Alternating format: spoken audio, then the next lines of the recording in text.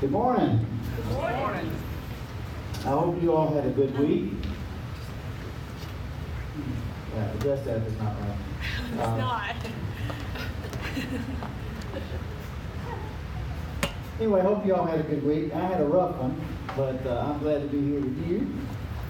And hopefully today will be a day of rest and get ready for next week. Today we're going to look just at a couple verses in Mark. Mark chapter 12,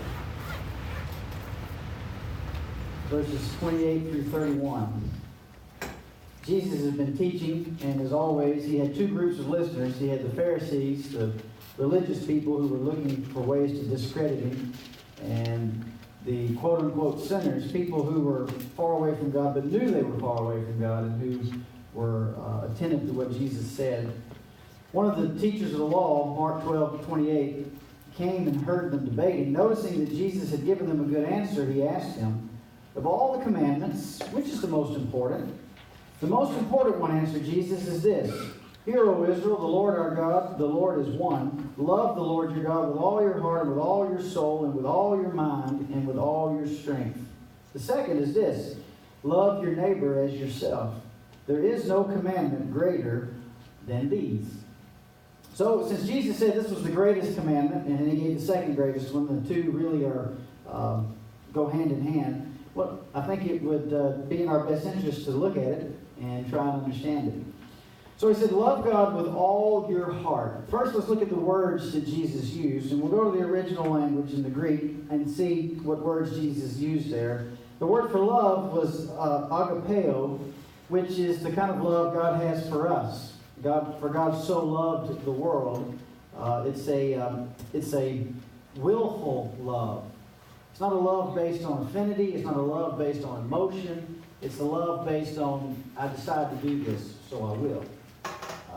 And so Jesus said we are to choose to love God with all of our heart. So a willful, intentional, purposeful love, not based on emotion. The word heart there is used to denote, of course, the organ that pumps the blood in our body. But metaphorically, in Jewish thought especially, it's thought of as the seat of a person's thoughts. In English, we tend to think of the brain or the mind is where we think. But in Jewish thought, it's the heart. So it's the seat of a person's thoughts. It's where their passions come from. It's where they understand. It's their intelligence. It's the seat of the will and of your character. And it's also used to denote the central or inmost part of anything. So the heart of the matter. What's the most important part of a matter? Soul, the Greek word there for soul can mean breath. It can mean life. And it also can be, when referring to a person, the place where feelings and desires come from. So in English, this is what we think of as the heart. But in Jewish thought, the soul is the genesis of feelings and desires. Mind, that is, of course, the thoughts themselves. And strength, which denotes one's physical being or ability. So he says to honor God with these things. Love God with all your heart, which means to honor God with your thoughts. How do you honor God with your thoughts? Well, the easiest thing is you think about Him first. Anything that you plan to do, anything that you want to do, when you get up in the morning, the first thing that you do is you think about Him. You think of Him. And again, preceding any decision that you make or any other thoughts that you might have or anything that you might choose to do, you think of Him. And when you think of someone, what do? Well, you remember them with affinity. You think of your spouse. You think of your children. But you also think of them, meaning you put them in a place where you honor them. You put them in a place where you think of their well-being. In the case of God, you think of His honor. How can you live in such a way that honors Him? So you honor God with your thoughts by thinking about Him first, by thinking of Him often, and then thinking how to honor Him. How can I behave? How can I live? What actions can I take? What can I do to honor Him? You honor God with your soul. Well, we looked at what do they mean by soul? What did Jesus mean? And I think in this instance, it means two things. One, it's life. You honor God with your life, but everything we're talking about encompasses that.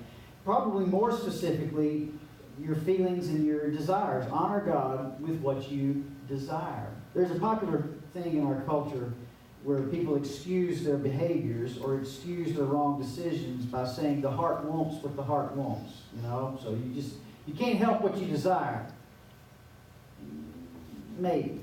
You can't help, maybe you can't help what your flesh desires, but you can rein those desires in. You can control those desires. You can direct those desires. You will always, so long as you're in this flesh, fight with wrong desires.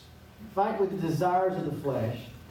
But as a child of God, with a heart that's changed, with an indwelling of the Holy Spirit, you can control those desires and redirect those desires so that you desire what He desires. Amen. And that's how you honor Him with your desires, by wanting or desiring what God's desires are. You bring them under submission. You fulfill them in ways that honor Him. One good definition of sin is satisfying a God-given desire in a God-dishonoring way. Many of the desires that you have are natural. So in that effect, they're not wrong, but in how you seek to fulfill those desires can be. Is it in a way that honors God or dishonors Him? Is it in a way that obeys Him or disobeys Him? So you bring your desires under submission, you fulfill them in ways that honor Him, and you harness them for His service as your offering to Him. There's lots of things you may desire to do in life, and you can do those in a self-centered, selfish way, or you can think, what, God gave me these desires, so how do I fulfill them in a way that honors Him, that serves the kingdom, that grows the kingdom? So you harness your desires for His service as your offering back to Him. Paul told the Romans in chapter 12 that we are living sacrifices. In the Old Testament system, the sacrifice was only living for a while, and then it was slain, it was killed, and its blood was shed. And Paul says that we, though, are living sacrifices, meaning we perpetually live, and our life that we live is our sacrifice to Him. It is our offering. It's what we bring to Him. It's all that we have. It's everything that we have, and we give it to Him. But our sacrifice is not for the atonement of sin. Jesus' sacrifice was for that. Our sacrifice is thanksgiving to Him. It's gratitude for what He's done for us. So we harness our desires for His service as our offering back to Him.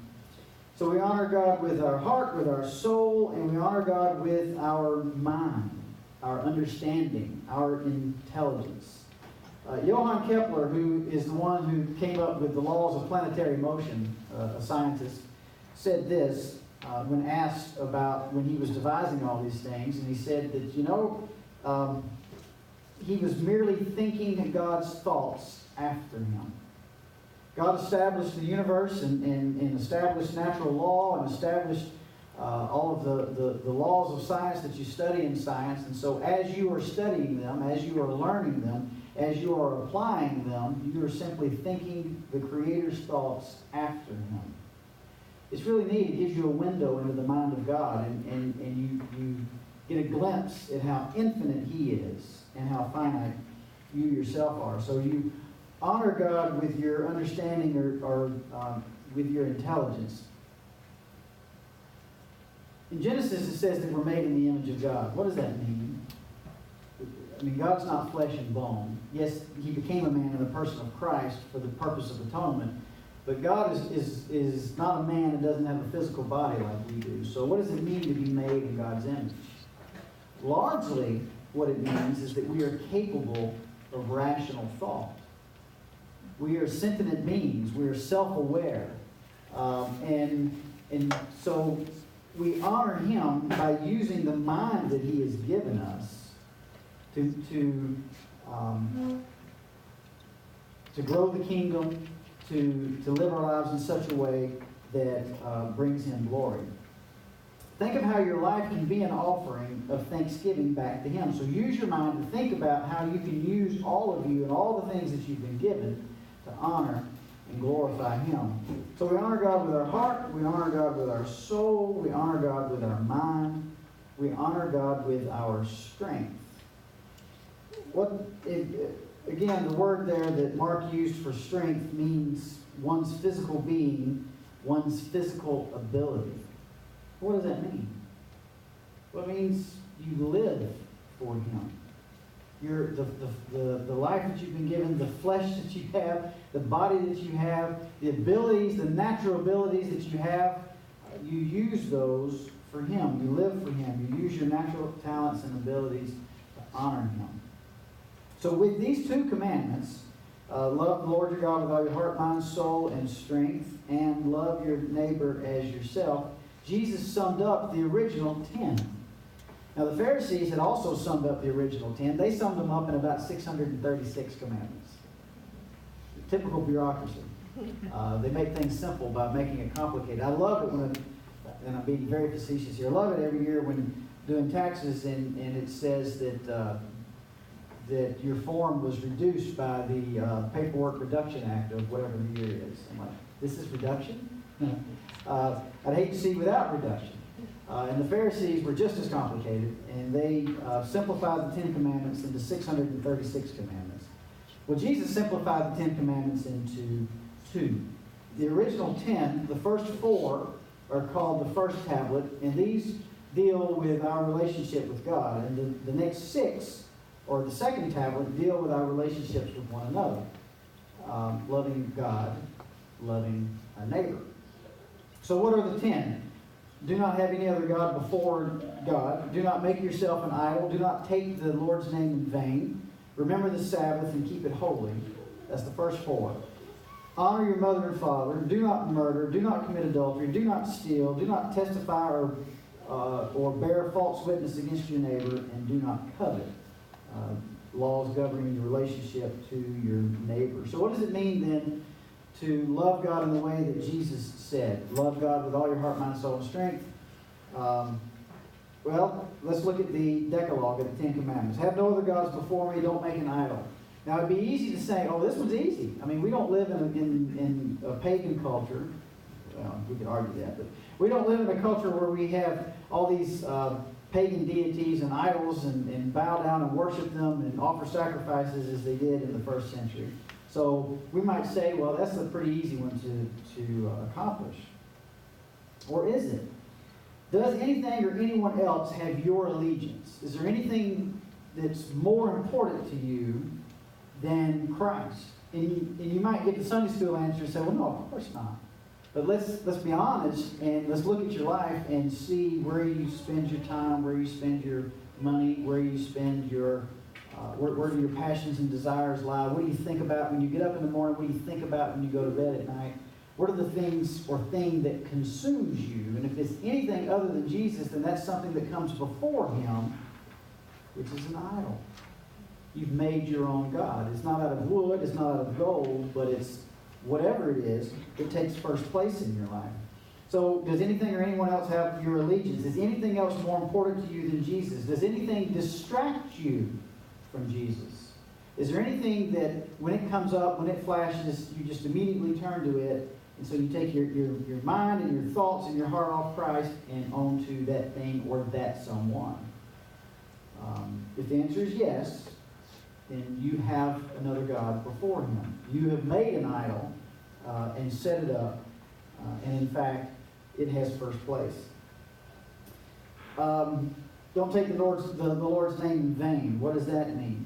Well, the Jews, in order to make sure that they were in compliance with this, wouldn't say God's name. In fact, if you'll remember, most of you that are a little bit older, when you were kids, what was God's name? The Hebrew for God's name? Jehovah. Well, now they discovered that that's not the correct way to pronounce the Hebrew letters that were originally pronounced Jehovah. It's closer to Yahweh. But the fact is, we don't know exactly. And the reason we don't know exactly is because it wasn't pronounced for thousands of years, because the Jews wouldn't speak it. And even today, when you see an Orthodox Jew writing, and if you're, there's several news sites online that have Jewish writers, and whenever they, for whatever reason, write God, they'll do G_D. They won't spell out God, just because they don't want to take the Lord's name in vain. They went to an extreme measure. Jesus said you strain out a gnat but swallow a camel, meaning you go to an extreme measure to meet the letter of the law and completely are oblivious to the spirit of the law. But what does it really mean to reverence God's name? Well, what does the name represent? You. The name stands for you. So to reverence someone's name is to reverence that person, that individual. So it means reverence God for who He is. He's God. He's holy. He's infinite. He's not only the creator and the sustainer, but He's also the judge. So you reverence Him for who He is, and you respect Him for what He has done. What has He done? Well, for everyone, He's created us. For everyone, He sustains us. We looked last week that everything has its being in Christ. He's what sustains everything. And for us as believers, He's saved us. He's taken away the penalty of our sin. He's taken away the shame and the guilt of our sin. And He's adopted us as His own. So we reverence Him for who He is, and we respect Him for what He has done. Now, yes, that translates into how you use God's name. And so if you use God's name as an exclamation or a swear word, then no, you're not reverencing His name. And you're not reverencing Him for who He is. But it goes so much farther than that. And not just using Jesus' name or the Lord's name as a swear word. It goes into how you live and respect and show reverence for Him. So you have no other gods, don't make idols, you revere His name, and you remember the Sabbath. Now, for the Jew, that meant on the seventh day of the week, you did no work. You simply sat in your home, read the law of God, and thought of Him, discussed Him with your children, and did no labor. And the purpose in that was to remind the Jew of what fellowship with God had been like in the garden. Before there was law, before there was sin, before there was transgression, before there was separation between God and man, there was a perpetual Sabbath. Because God every evening came to the garden and fellowshiped with Adam and Eve. There was no sin to separate them. And the purpose of the Sabbath was to remind the Jew of that. The Sabbath for the Jew was to point him to a new rest and a new fellowship that was to come. It was a shadow that pointed to the new covenant, and it was fulfilled and replaced by Jesus. Well, what about for us? The command to honor the Sabbath for us is fulfilled by remembering the Sabbath that we already enjoy because of the sacrifice of Jesus. You read in Hebrews, and what Jesus did for us was He entered us into a perpetual Sabbath. Every day is Sabbath day for us. Because we can rest. There's no striving for us. The law has been fulfilled. Our sin and our shame has been done away with. There's nothing for us to strive for. We are in relationship with God through Christ. So we are in a perpetual state of rest. So the Sabbath for us, or this command for us, is fulfilled by remembering who we are and whose we are. Remembering what Jesus has done, and Jesus has given us rest. So how do you apply this to your life right now and walk out of here changed and obedient to what Jesus said are the two greatest commandments? One, you must decide to do it. Then do it. Love, agapeo, is an action of the will, not a reaction of the emotions. Where we fail is we generally wait until we feel like doing something. And we think because we don't feel like doing something, we're not supposed to do it. It's exactly the opposite of what's true. It doesn't matter how you feel. It really doesn't. Your feelings are, regardless of what they are, they're real and they're valid so far as they're real and you have them. But you cannot live by them. Your feelings are based on emotion, unless there's something chemically wrong with your brain, and they can be based on nothing. But you can't live by your feelings. That's like, this illustration used to work because trains used to have cabooses. They don't have cabooses anymore. Does everybody know what a caboose is? The caboose comes at the end of the train. It doesn't drive the train. Your feelings should be in your life the caboose, in that they follow along. You may feel a certain way, but if it's not the correct way to feel, then you act on what you know. Through your will, you choose your course of action based on knowledge and truth, and then your feelings eventually will get in line and follow along. So you decide to do it, and then you do it. It's an action of the will, not a reaction of the emotion. You must willfully love Him, totally, unreservedly, in your thoughts, in your actions, in your motivations. You must really check yourself here, because it is possible to delude yourself. Human beings are interesting creatures. I mean, we can figure out how to leave this planet and go into outer space, but we also can't figure out how to not fool ourselves. We can fool ourselves into thinking that we're acting out of pure motives. We can fool ourselves into thinking that what we're basing our life on is truth when it's not. So we have to be very careful, because it's possible to delude ourselves into thinking that we are doing what we're doing, or rather that we are loving God and putting Him first, when in fact we're not. One of the ways that I think we often do this, and most often do this, is we think, oh, well, I identify myself as a Christian. I belong to or go to or participate in a church. I give, I serve, I do these things, and so therefore God is first in my life. That's not how you gauge that. You gauge that by all of your life. What are your thoughts? What are your first thoughts? What are your most important thoughts? What are your desires? What are your actions? How do you live? Who is first in your life? You can easily determine if you actually take an objective look in your life. Where do you spend your time? Where do you spend your thoughts? Where do you spend your resources? On whatever that is that you spend those things on, that's what's most important to you. Is it Jesus or not? So don't delude yourself into thinking that you're being obedient when in fact you may not be. So let me ask it to you this way. How does Jesus fit? And I have that in quotes, so air quotes. How does Jesus fit into your daily schedule? Well, truthfully, to obey His command, Jesus doesn't just fit into your schedule. He is your schedule. There's a huge difference there. So it can't be, well, I fit Jesus in here. I fit it in between this and this over here. No, it has to be, everything else fits somewhere in line with you loving Jesus above all things. Every day, your first thought and action should be, Jesus, this is your day, and I am your servant. Lead me where you want me to go. Show me to whom you want me to minister. Give me what you want me to have. Use me for your glory. The subject of all these verbs is Him, not you.